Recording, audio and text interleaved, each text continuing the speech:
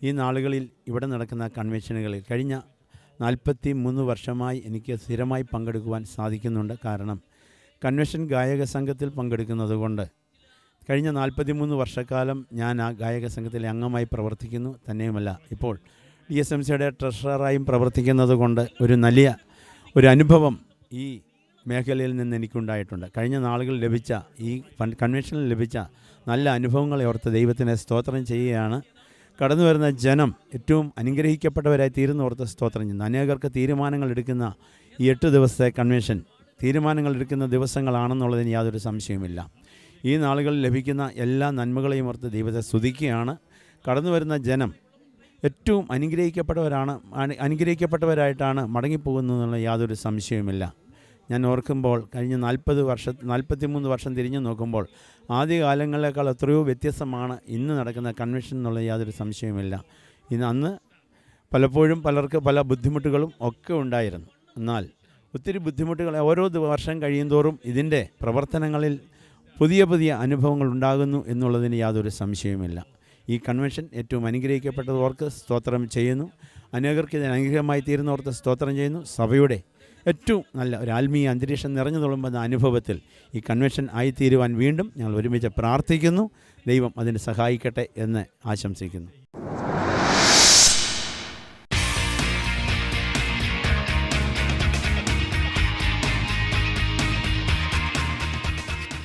ഇന്ന് സാമൂഹിക തിന്മകൾക്കെതിരെയുള്ള സഭയുടെ ബോധവൽക്കരണത്തിൻ്റെ ഭാഗമായിട്ട് ഈ അപരാഹ്നത്തിലെ സമ്മേളനം വേർതിരിക്കപ്പെട്ടിരിക്കുന്നു. ഇവിടെ എനിക്ക് ആദ്യമായി ബോധിപ്പിക്കുവാനുള്ളത് സമൂഹത്തിന് മാത്രമായി ഒരു തിന്മയില്ല എന്നുള്ളതാണ്. സമൂഹമെന്ന് പറയുന്നത് വ്യക്തികൾ ഒത്തുചേരുന്നതാണ്. മാർത്തോമാ സഭയുടെ വിശുദ്ധി എന്ന് പറയുന്നത് അദൃശ്യമായ ഏതോ ഒരു കൂട്ടായ്മയുടെ ഈശ്വര വിചാരത്തിൽ അധിഷ്ഠിതമായിട്ടുള്ളതല്ല. ശ്രേഷ്ഠ വലിയ മെത്രാപ്പോലീത്തായും മാർത്തോമാ മെത്രാപ്പോലീത്തായും മുതൽ സഭയിലെ ശുശ്രൂഷകരായിരിക്കുന്ന ആളുകൾ ഉൾപ്പെടെ സകലമാന വിശ്വാസികളുടെയും വ്യക്തിപരമായ ജീവിതത്തിൻ്റെ വിശുദ്ധിയാണ് മാർത്തോമാ സഭയുടെ വിശുദ്ധി. അതുകൊണ്ട് സാമൂഹിക തിന്മ എന്ന് പറയുമ്പോൾ നമ്മൾ മാത്രം മാറി നിന്നുകൊണ്ട് ഈ സമൂഹത്തിൽ എന്തോ വലിയ കുഴപ്പങ്ങൾ മറ്റുള്ളവർ ചെയ്യുന്നു എന്ന തെറ്റായ ധാരണ ആർക്കും ഉണ്ടാകാതിരിക്കണമെന്നാണ് എന്താണ് നിങ്ങളോട് പറയേണ്ടത് എന്ന് ചോദിച്ചപ്പോൾ പരിശുദ്ധാത്മാവ് എനിക്ക് തന്ന മറുപടി. അതുകൊണ്ട് ആദ്യമായി ഞാൻ പറയുന്നത് സാമൂഹിക തിന്മ എന്നുള്ളത് ഒരു നെബുലസ് കോൺസെപ്റ്റ് എന്ന് ഇംഗ്ലീഷിൽ പറയുന്ന വേണ്ടത്ര വ്യക്തതയില്ലാത്ത ഒരാശയമാണ്. പക്ഷെ സാവകാശത്തിൽ നാം അപഗ്രഥിച്ചാൽ നാം ഓരോരുത്തരിലും അന്തർലീനമായിരിക്കുന്ന തിന്മയുടെ അംശവും നാം ഓരോരുത്തരും കീഴടക്കാൻ കഴിയാതെ വിഷമിക്കുന്ന തിന്മയുടെ അംശങ്ങളും ഒത്തുചേരുമ്പോഴാണ് നാം ജീവിക്കുന്ന സമൂഹത്തിൻ്റെ തിന്മ രൂപപ്പെടുന്നത് എന്നുള്ളതത്രേ. ഇവിടെ പ്രധാനമായി മദ്യവർജനത്തെക്കുറിച്ച്, പുകയില തുടങ്ങിയ ലഹരി പദാർത്ഥങ്ങളുടെ ഉപയോഗത്തെക്കുറിച്ച് ഒക്കെ ഉള്ള ബോധവൽക്കരണവും അതിൽ നിന്ന് രക്ഷ തേടുന്നതിന് ആഗ്രഹിക്കുന്നവരെ സഹായിക്കുന്നതിനുള്ള പ്രായോഗിക കർമ്മ പദ്ധതികളും സംബന്ധിച്ച് പ്രസ്താവിക്കുകയുണ്ടായി. അത് തീർച്ചയായും നല്ല ഒരു കാര്യം തന്നെയാണ്. പക്ഷേ അത് നാം ഒഴികെയുള്ള സമൂഹത്തിൻ്റെ പുറത്ത് നമ്മുടെ ആശയങ്ങൾ കെട്ടിവെക്കാൻ ശ്രമിക്കുന്നു എന്നുള്ള രീതിയിൽ ബഹുസ്വരതയുള്ളൊരു സമൂഹത്തിൽ ഉണ്ടാകാൻ പാടില്ല. നാം സാമൂഹിക തിന്മകളായി മദ്യപാനത്തെയും ലഹരിയെയും കാണുന്നുവെങ്കിൽ അതിനെതിരായിട്ടുള്ള പ്രവർത്തനങ്ങൾ നമ്മുടെ വീടുകളിലും നമ്മുടെ ഇടവകകളിലും നമ്മുടെ സഭകളിലുമാണ് ഉണ്ടാകേണ്ടത്. തിരുവനന്തപുരത്തെ ആർച്ച് ബിഷപ്പ് സൂസൈപാക്യം തിരുമേനി നിങ്ങളിൽ മിക്കവർക്കും പരിചയമുള്ള ആളായിരിക്കുകയില്ല. എന്നാൽ കഴിഞ്ഞ 26 വർഷക്കാലമായി ഞാൻ അദ്ദേഹത്തെ അടുത്തറിയുന്ന ആളാണ്. അടുത്തറിയാൻ തുടങ്ങിയിട്ട് അത്രയധികം കാലമായില്ലെങ്കിലും അന്ന് മുതൽ അറിയുന്നയാളാണ്. അദ്ദേഹം 26 വർഷം മുൻപ് മെത്രാനായപ്പോഴത്തെ അവസ്ഥ, അദ്ദേഹം ജനിച്ചു വളർന്ന പൊഴിയൂർ എന്ന ഗ്രാമമായിരുന്നു കേരളത്തിലെ ഏറ്റവും വലിയ വ്യാജ വാറ്റ് കേന്ദ്രം. അദ്ദേഹം ലത്തീൻ കത്തോലിക്ക സഭയുടെ ഇപ്പോഴത്തെ ഹയറാർക്കിയുടെ അധ്യക്ഷനാണ് കേരളത്തിൽ. എന്നാൽ ഒരു തുറയിൽ നിന്ന് മീൻ തുറയിൽ വളർന്നു വന്ന് ആർച്ച് ബിഷപ്പായ ആളാണ്. ഇപ്പം അദ്ദേഹത്തിൻ്റെ പിൻഗാമി അതുപോലെ തുറയിൽ നിന്നാണ് എടുത്തിരിക്കുന്നത്.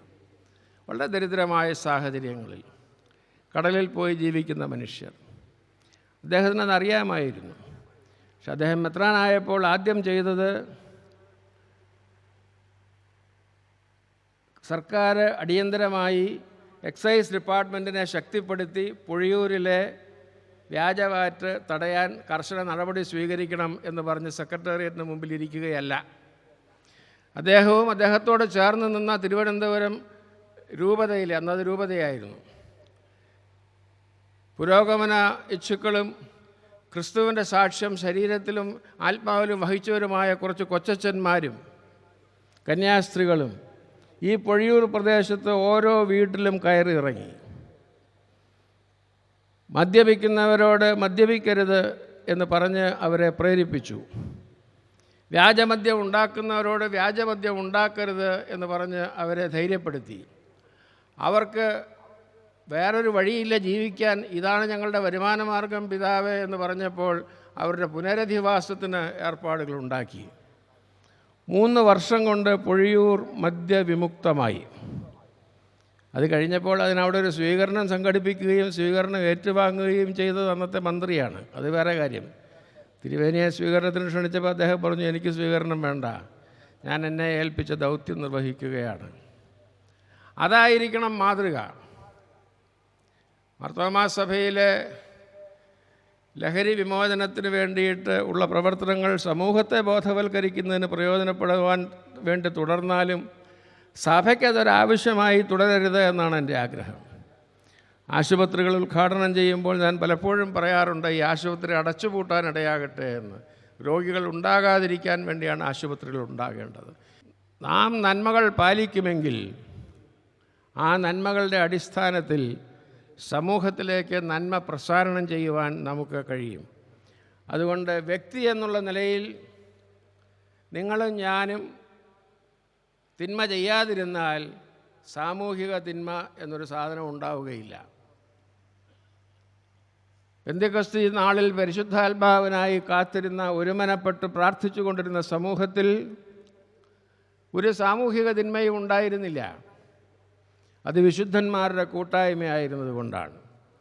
അതുകൊണ്ട് എനിക്ക് ആദ്യമേ ബോധിപ്പിക്കുവാനുള്ളത്, സമൂഹമെന്ന് പറയുന്നത് നമ്മിൽ നിന്ന് അന്യമായ ഒരു സംഗതിയല്ല.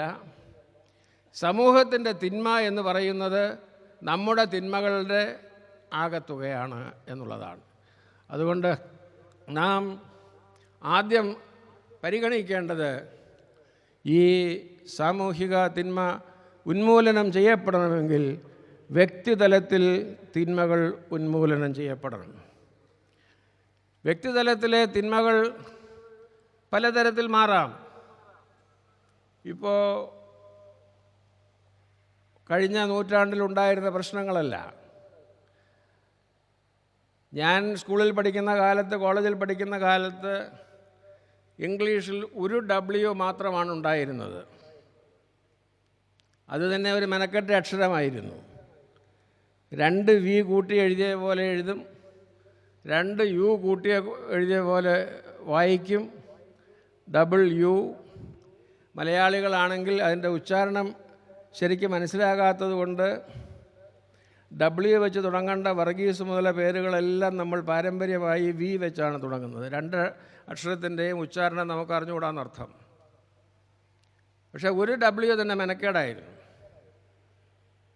എന്നാൽ എൻ്റെ മകളുടെ മകന് ഇപ്പോൾ 25 വയസ്സുണ്ട്. എൻ്റെ മകൾ MA കഴിഞ്ഞ് ആയി വീട്ടിലിരിക്കുകയാണ്. അവളുടെ മകന് മനസ്സിലാക്കാൻ വയ്യ ആകെ ഒരു W ഞാൻ എങ്ങനെയാണ് ജീവിച്ചതെന്ന്. കാരണം അവന് 3 W വേണം. WWW, world wide web. ഇങ്ങനെ അല്ലാത്തൊരു ലോകം അവൻ അറിഞ്ഞുകൂടാ. 20 വർഷം മുൻപ് എനിക്കൊരു മൊബൈൽ ഫോൺ ഉണ്ടായിരുന്നില്ല. ഇപ്പോൾ നോമ്പ് കാലത്ത് ഞാൻ മൊബൈൽ ഫാസ്റ്റിങ്ങിന് വേണ്ടി ഓഫ് ചെയ്ത് വെക്കുന്ന സമയം ഒഴിച്ചാൽ മൊബൈൽ ഫോൺ കൂടാതെ എനിക്കൊരു ജീവിതമില്ല. അതുകൊണ്ട് കാലങ്ങൾ മാറിക്കൊണ്ടിരിക്കും. ആ കാലങ്ങളിലെ പ്രശ്നങ്ങൾ മാറിക്കൊണ്ടിരിക്കും. അതനുസരിച്ചുള്ള നമ്മളുടെ പ്രതികരണങ്ങൾ മാറേണ്ടതായിട്ടുണ്ട്. അതുകൊണ്ടാണ് അടിസ്ഥാനപരമായ മൗലിക പാപങ്ങൾ, കാർഡിനൽ സിൻസ് എന്ന ഒരു സങ്കല്പം വേദശാസ്ത്രത്തിലുള്ളത്. 7 അടിസ്ഥാന പാപങ്ങളിൽ നിന്നാണ് മറ്റെല്ലാ പാപങ്ങളും ഉത്ഭവിക്കുന്നത് എന്ന് 4-ാം നൂറ്റാണ്ടിൽ മരുഭൂമിയിലെ താപസ ശ്രേഷ്ഠനായിരുന്ന എവുഗ്രിയോസ് എന്ന പിതാവ് ആണ് ആദ്യം പറഞ്ഞത്. പിന്നീട് സെൻറ്റ് തോമസ് അക്വിനാസിനെ പോലെയുള്ള ആളുകൾ പറഞ്ഞ കാര്യങ്ങൾ ഞാൻ പുറകെ സൂചിപ്പിച്ചുകൊള്ളാം. കാർഡിനൽ സിൻസിൽ നിന്നാണ് വ്യക്തികളുടെ തിന്മകൾ ഉണ്ടാകുന്നത്. വ്യക്തികളുടെ തിന്മയിൽ നിന്നാണ് സാമൂഹിക തിന്മ ഉണ്ടാകുന്നത്. ഈ കാർഡിനൽ സിൻസ് അടയാളപ്പെടുത്താനായിട്ട് സദൃശവാക്യങ്ങൾ 6-ാം അധ്യായത്തിൻ്റെ 16 മുതൽ 19 വരെയുള്ള വാക്യങ്ങളാണ് പിതാക്കന്മാർ ഉപയോഗിച്ചിട്ടുള്ളത്.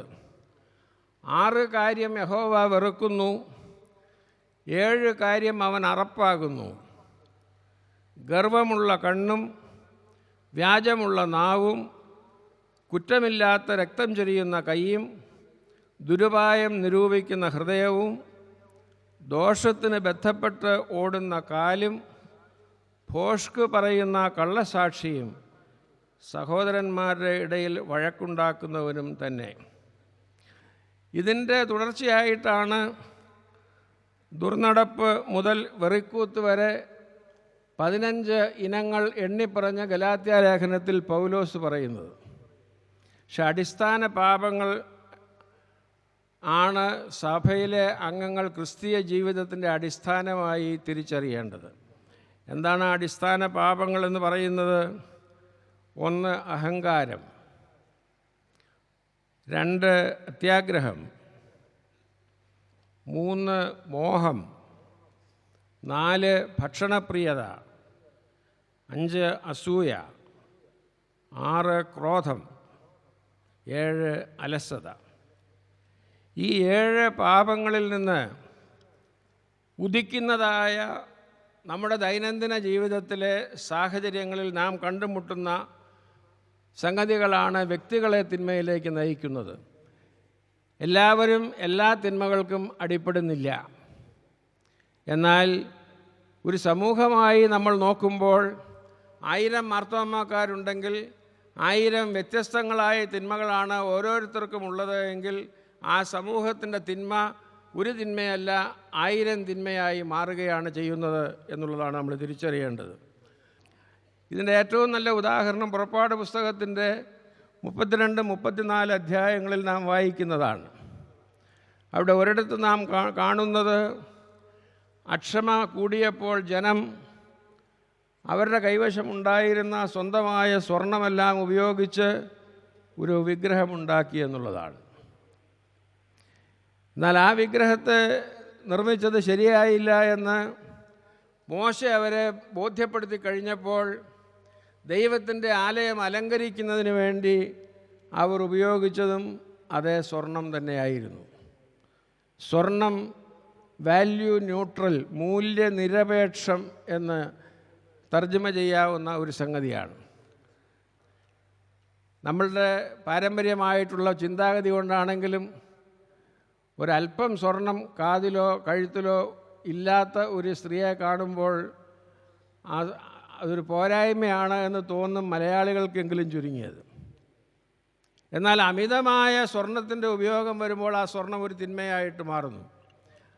അപ്പോൾ അതുകൊണ്ട് വാല്യൂ ന്യൂട്രലാണ് ഈ മിക്ക കാര്യങ്ങളും. ഞാൻ നേരത്തെ പറഞ്ഞ എല്ലാ കാര്യങ്ങളിലേക്കും നയിക്കുന്നത് മൂല്യനിരപേക്ഷമായ സംഗതികളാണ് എന്നുള്ളതാണ് എനിക്ക് പറയാനായിട്ടുള്ളത്. ഞാൻ ആദ്യം പറഞ്ഞല്ലോ, പ്രൈഡ്, അഹങ്കാരം. ഈ അഹങ്കാരം എന്ന് പറയുന്നത് എന്താണ്?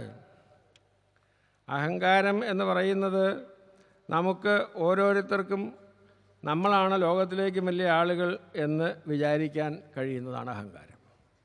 എല്ലാ അറിവും എനിക്കുള്ളതാണ്, എല്ലാ സ്ഥാനമാനങ്ങളും എനിക്ക് വേണ്ടതാണ്, ഞാൻ മറ്റുള്ളവരെക്കാൾ ഭേദപ്പെട്ടവരാണ് എന്ന് കരുതുമ്പോൾ, മറ്റുള്ളവൻ്റെ നന്മകളെ തിരിച്ചറിയാൻ നമ്മൾ മടിക്കുമ്പോൾ അവിടെയാണ് നമുക്ക് അഹങ്കാരം ഉണ്ടാകുന്നത്. ഇത് പലതരത്തിൽ നമ്മുടെ ജീവിതത്തെ ബാധിക്കാം. എന്നെ ഒരാൾ കാണുമ്പോൾ അയാൾ എന്നെ പരിചയമുള്ളതായി തിരിച്ചറിഞ്ഞു എന്ന് വരുമ്പോൾ എനിക്കൊരു സന്തോഷമാണ്. ആഴത്തിൽ പരിശോധിച്ചാൽ ആ സന്തോഷവും സാറിനെ എവിടെയോ കണ്ടിട്ടുണ്ടല്ലോ, സാറിന് എന്താണ് പണി എന്നൊരാൾ എന്നോട് ചോദിക്കുമ്പോൾ എനിക്കുണ്ടാകുന്ന ദേഷ്യവും രണ്ടും എൻ്റെ അഹങ്കാരത്തിൻ്റെ രണ്ട് ഭാഗങ്ങളാണ്. ഇങ്ങനെ നമ്മൾ നമ്മുടെ വ്യക്തി ജീവിതത്തിലെ ഓരോ ഭാഗത്തെയും പരിശോധിച്ച് കണ്ടെത്താൻ വേണ്ടി ഞാനൊരു ഉദാഹരണമായിട്ട് പറഞ്ഞു എന്ന് മാത്രമേ ഉള്ളൂ. ലസ്റ്റ് എന്നുള്ള മോഹം എന്ന് പറയുന്നത് ഒരു വ്യക്തിയുടെ ജീവിതത്തിൽ പലതരത്തിലാകാം. സ്നേഹത്തെക്കുറിച്ച് പറയുന്നത് എന്താണ്? സ്നേഹം ദൈവത്തിൽ നിന്നുള്ളതല്ലെങ്കിൽ അത് കാമം മാത്രമായി അധപ്പതിക്കുന്നു. നിങ്ങൾ ശ്രദ്ധിച്ചു കാണുമല്ലോ, പൗലോസ് പരിശുദ്ധാത്മാവിൻ്റെ ദാനങ്ങളെക്കുറിച്ച് പറയുന്നിടത്ത് പരിശുദ്ധാത്മാവിൻ്റെ ദാനങ്ങൾ അന്വേഷിക്കാനല്ല പറയുന്നത്, പരിശുദ്ധാത്മാവിനെ അന്വേഷിക്കാനാണ് പറയുന്നത്. കാരണം പരിശുദ്ധാത്മാവിൻ്റെ ദാനങ്ങൾ ഞാനീ പറഞ്ഞതുപോലെ ഒരു കർവിൻ്റെ താഴെയും മുകളിലുമൊക്കെ ആയിട്ട് അങ്ങോട്ടോ ഇങ്ങോട്ടോ മാറിയാൽ വഴിതെറ്റാവുന്നതാണ്. ആ തിരിച്ചറിവ് ഉണ്ടാകണമെങ്കിൽ പരിശുദ്ധാത്മാവിനെ അന്വേഷിക്കണം. പരിശുദ്ധാത്മാവിൻ്റെ ഫലങ്ങളെക്കുറിച്ച് പറയുന്നിടത്ത് പൗലോസ് അവസാനം പറഞ്ഞു നിർത്തുന്നത് പരിശുദ്ധാത്മാവിൻ്റെ ഫലങ്ങൾ അന്വേഷിക്കാനല്ല, പരിശുദ്ധാത്മാവിനെ അന്വേഷിക്കാനാണ്. ശ്രദ്ധിക്കാത്ത ആളുകൾ തിരിച്ചു പോയി വായിച്ചാൽ മതി. വേദപുസ്തകത്തിലെ പല കാര്യങ്ങളും നമ്മൾ വേണ്ടത്ര മനസ്സിലാകാത്തത് കൊണ്ട് നമ്മുടെ കയ്യിൽ തോമാസ് ലീഗ കർത്താവിൻ്റെ വിലാപ്പുറത്ത് കൈയിട്ടു എന്ന വേദപുസ്തകത്തിലില്ല. 3 വിദ്വാൻമാരാണ് കിഴക്ക് നിന്ന് വന്നതെന്ന് വേദപുസ്തകത്തിലില്ല. ഇതൊക്കെ നമ്മുടെ ഓരോ ഇല്യൂഷൻസ് കൊണ്ട് നമ്മൾ ധരിച്ചു പോകുന്നതാണ്. അതുപോലെയാണ് പരിശുദ്ധാത്മാവിൻ്റെ ദാനങ്ങൾ എത്ര കാമ്യമാണെങ്കിലും അപ്പോസ്തലൻ പറഞ്ഞു നിർത്തുന്നത് ദാനങ്ങൾ അന്വേഷിക്കണമെന്നല്ല, പരിശുദ്ധാത്മാവിനെ അന്വേഷിക്കണമെന്നാണ്. അപ്പോൾ ഈ ലസ്റ്റ് എന്ന് പറയുന്നത് പലരും പലപ്പോഴും ലൈംഗിക ജീവിതവുമായി ബന്ധപ്പെട്ട രീതിയിലാണത് മനസ്സിലാക്കുന്നത് എങ്കിലും പണത്തിന് വേണ്ടിയും ഭക്ഷണത്തിന് വേണ്ടിയും പ്രശസ്തിക്ക് വേണ്ടിയും അധികാരത്തിന് വേണ്ടിയും ഉള്ള മോഹം നമ്മുടെ ജീവിതത്തെ വഴി നടത്തുന്ന ഒരു സ്വാധീനതയായി തുടരുന്നെങ്കിൽ അവിടെ ലസ്റ്റ് എന്ന മോഹം എന്ന കാർഡിനൽ സിൻ, പ്രധാനപ്പെട്ട പാപം നമ്മൾ ചെയ്തിരിക്കുകയാണ്. ഇത് നമ്മിൽ നിന്ന് സമൂഹത്തിലേക്ക് വരും. ഇപ്പം മാർത്തോമാ സഭയുടെ മണ്ഡലം കൂടുമ്പോൾ അവിടെ ഓരോരുത്തരും അതിനകത്ത് പറയുന്ന അഭിപ്രായങ്ങൾ എവിടെയൊക്കെയാണ് അത് ഈ വഴികളിൽ കൂടെ തെറ്റിപ്പോകാൻ കഴിയുന്നത് എന്ന്, തെറ്റിച്ച് വിടാൻ കഴിയുന്നതെന്ന് സാത്താൻ നോക്കിക്കൊണ്ടിരിക്കുകയാണ്. ഏത് സമൂഹത്തിലും അത് ശരിയാണ്. അപ്പോൾ അതുകൊണ്ടാണ് ഞാൻ പറഞ്ഞത്, വ്യക്തികളുടെ പാപം എന്ന് പറയുന്ന മൗലിക പാപത്തിൽ നിന്നാണ് സമൂഹത്തിൻ്റെ പാപം ഉത്ഭവിക്കുന്നത്. അത് രാഷ്ട്രീയത്തിലായാലും സഭയിലായാലും ഒക്കെ വളരെ പ്രധാനമായിട്ടുള്ള ഒരു സംഗതിയാണ്. ഇവിടെ ആ ഉദ്ഘാടന പ്രസംഗത്തിൽ മെത്രാപ്പോലീത്ത തിരുമനസ്സുകൊണ്ട് പറഞ്ഞ കാര്യം ഞാൻ തിരുവനന്തപുരത്ത് പത്രങ്ങളിൽ ചുരുക്കമായിട്ട് വന്നത് വായിച്ചപ്പോൾ ഇതിനെക്കുറിച്ച് അദ്ദേഹം ആനുഷംഗികമായി, പരോക്ഷമായി, വിദൂരമായി പരാമർശിച്ചു എന്നാണ് എനിക്ക് തോന്നിയത്. അതുപോലെ തന്നെ ഉള്ളതായ രണ്ടാമത് പറയുന്ന ഒരു കാര്യമാണ് ഗ്ലട്ടണി എന്ന് പറയുന്നത്. അത് അമിതമായ ഭക്ഷണപ്രിയത എന്നാണ് അതിൻ്റെ അക്ഷരാർത്ഥത്തിൽ പറയുന്നത് എങ്കിലും എല്ലാ സ്വാർത്ഥതയും അതിൽ ഉൾപ്പെട്ടിരിക്കുകയാണ് എന്ന് നമ്മൾ അറിയണം. വാക്കിൻ്റെ അർത്ഥം തിടുക്കത്തിൽ ഞാനിന്ന് ഉച്ചയ്ക്ക് വൈകി വന്നതുകൊണ്ട് ഭക്ഷണം കഴിച്ചതുപോലെ പെട്ടെന്ന് ചടപടാന്ന് ഭക്ഷണം കഴിക്കുന്നതിന് ഉപയോഗിക്കുന്ന വാക്കാണ് ഇതിൻ്റെ മൂലപദം. വായിലിട്ട് ചവയ്ക്കാതെ ആർത്തി കൊണ്ട് വിഴുങ്ങുക, ഇങ്ങനെയൊക്കെ ചെയ്യുന്നതിനാണ് വാക്ക് ഉപയോഗിക്കുന്നത്. പക്ഷേ അത് സെൽഫിഷ്നെസ്സിനെയാണ് സൂചിപ്പിക്കുന്നത്, സ്വാർത്ഥത. തോമസ് അക്വിനാസ് ഇതിനെക്കുറിച്ച് പറഞ്ഞിട്ടുണ്ട്. ഭക്ഷണത്തെ എങ്ങനെയാണ് ഈ ഗ്ലട്ടണിയായി മാറുന്നത്. മനുഷ്യന് ഭക്ഷണം കഴിക്കണം, പക്ഷേ അത് വളരെ വിലയേറിയ ഭക്ഷണങ്ങൾ കഴിക്കുക, ആവശ്യമില്ലാത്ത ധൃതിയിൽ കഴിക്കുക, ആവശ്യത്തിൽ കൂടുതൽ കഴിക്കുക, ഭക്ഷണം കഴിക്കാൻ പോകുന്നു എന്നുള്ളതിനെക്കുറിച്ച് നമുക്കൊക്കെ തോന്നുന്ന ഒരു സന്തോഷം ആവശ്യത്തിൽ കൂടുതൽ അനുഭവിക്കുക, ഇങ്ങനെയൊക്കെയാണ് പറയുന്നത്. അപ്പോൾ ഇത് ഗ്ലട്ടണി എന്നുള്ളത് ഒരു കാർഡിനൽ സിന്നാണെന്ന് പറഞ്ഞാൽ ഭക്ഷണത്തോട് മാത്രം ബന്ധപ്പെട്ടതായിട്ട് ധരിക്കരുത്. അത് നമുക്ക് മറ്റുള്ളവരോടുള്ള നമ്മുടെ ബന്ധത്തിൽ, സമൂഹത്തിൻ്റെ ബന്ധത്തിൽ നമ്മുടെ സ്വാർത്ഥതയെ അതിജീവിക്കാനുള്ള ഒന്നായിട്ടാണ് നമ്മൾ കാണേണ്ടത്. അതുപോലെ തന്നെയാണ് അതിമോഹം. എനിക്ക് അതിമോഹമില്ല എന്ന് ഞാൻ വിചാരിച്ചാൽ പോരാ. നിങ്ങൾ ഓരോരുത്തരും ആത്മപരിശോധനയ്ക്ക് നിങ്ങളെ സഹായിക്കാൻ വേണ്ടിയാണ് ഞാൻ ഇത് ഇങ്ങനെ പറയുന്നത്. നമുക്കറിയാമല്ലോ, സാധനങ്ങൾ മാറ്റിവെച്ച് കൃത്രിമമായി വിലക്കയറ്റം സൃഷ്ടിക്കുന്ന ആളുകൾ, അവരുടെ തിന്മ എന്താണ്? അവരുടെ തിന്മ അതിമോഹത്തിൽ നിന്ന് ഉത്ഭവിക്കുന്നതാണ്. മോഷണം, പിടിച്ചുപറി, കൊള്ള, അധികാരസ്ഥാനങ്ങൾ ദുർവിനിയോഗം ചെയ്തുകൊണ്ട് അവനവൻ്റെ താൽപ്പര്യങ്ങൾ സംരക്ഷിക്കുക,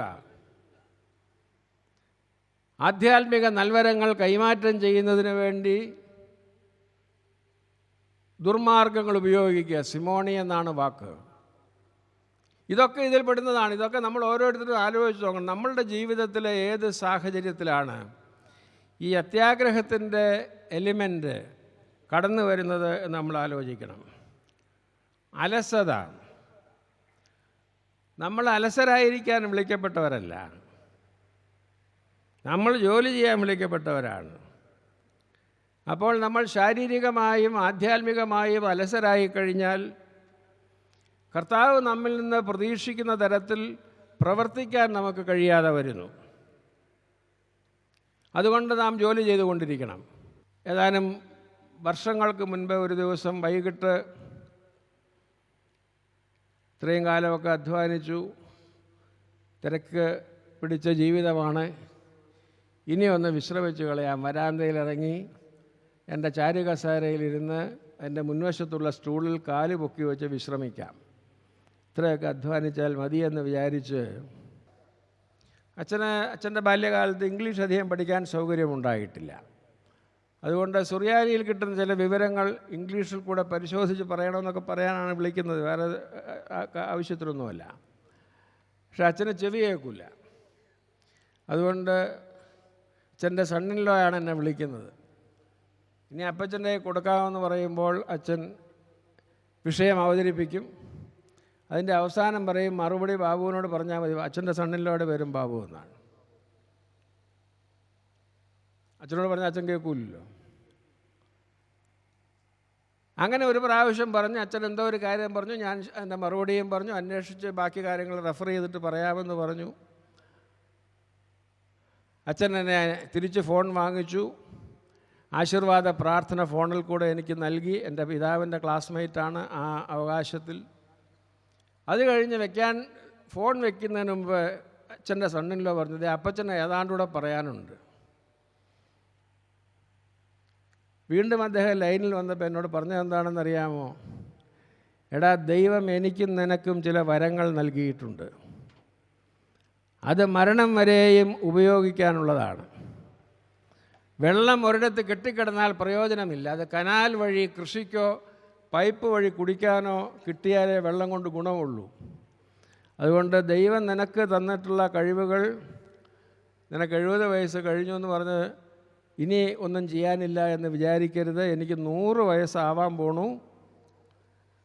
അതുകൊണ്ട് നീ ഒരിക്കലും ചെയ്തതൊക്കെ മതി, ഇനി ഞാൻ ചാരുകസേരയിൽ കാലും പൊക്കി ഇരുന്ന് വിശിഷ്ടായുസ് വിശ്രമിക്കാമെന്ന് ചിന്തിച്ചു പോകരുത് എന്ന് പറഞ്ഞു.